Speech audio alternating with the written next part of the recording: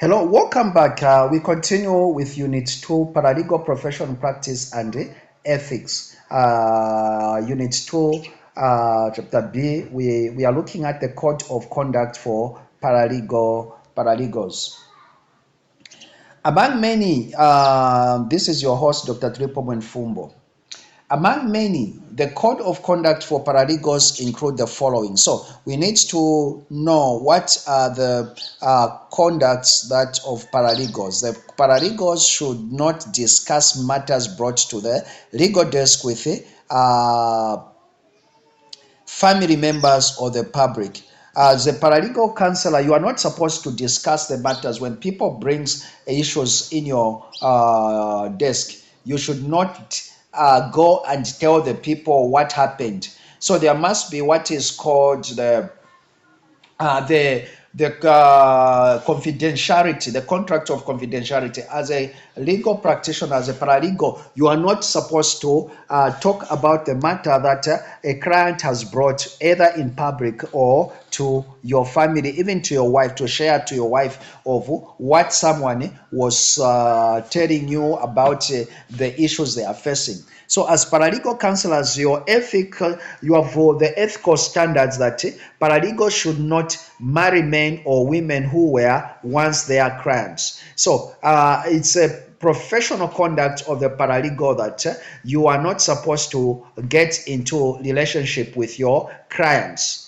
In any case where your client, you see that the client is interested in you, you are supposed to withdraw from that. So as paralegal counselor, you are not supposed to have any relationship with your client. So paralegals should not, they must be non-partisan. He or she should not hold any position in any political party, should not borrow money from clients. So now, as a paralegal counselor, you work in the community. It's different with the lawyers. The lawyers, they can be lawyers and also they can be politicians. But as a paralegal counselor, one of your ethical conduct is that you are not supposed to get involved in what is in politics, because you are working in the community, and the community, they have got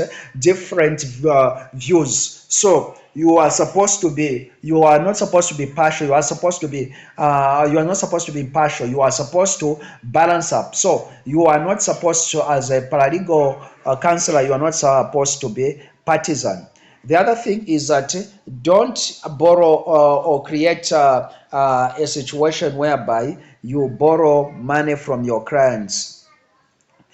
Your professional conduct to your client must be professional. Your relationship with your client must be professional. Should not use abusive language to clients who come to the legal desk. You have to be sound in your words as a paralegal counselor.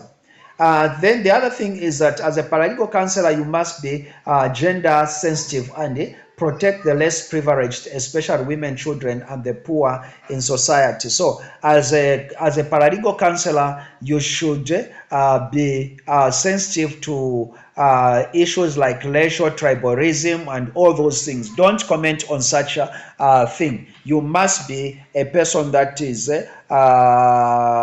where people can run to, not a person who is going to side. So you should not take sides as a paralegal counselor.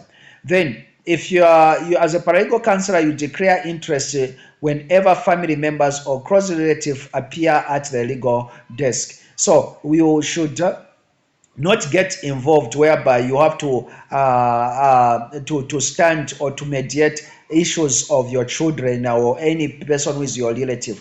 You should declare what is called professional interest, or you should declare interest in any matter that you see you are not going to be in a right mind to be able to advise or to give counsel to that particular matter. As a paralegal, you should be dedicated and committed to serving your communities. So as a paralegal, you are there to serve the communities, especially the race privilege, especially the people that cannot to protect the human rights of people. As a paralegal, you should be punctual at all time. When you make an appointment, you must be punctual and you should be on time. As a paralegal counselor, also you must be a person worthy to be respected by the community members. As a paralegal counselor, you should never use belittling remarks should be passed well or on the legal desk. You should not talk anything negative about any person.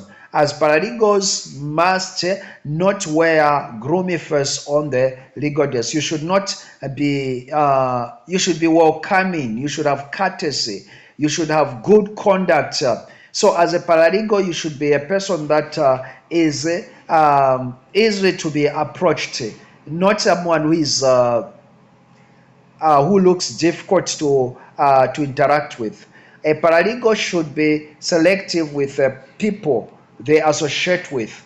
You know, there is also in the community, like there is a conduct that you should have as a paralegal. We should you have to be respected in the community. So don't be found in places whereby they say, oh, what our paralegal, he has drunk, you are fallen, and all those things. You are not supposed to do that. As a paralegal, you must have lead exemplary life with your family. You must be impartial and deliver quality legal advice. As a paralegal counselor, you must respect and cooperate with fellow paralegals, and also you must respect, as we said, other legal professions.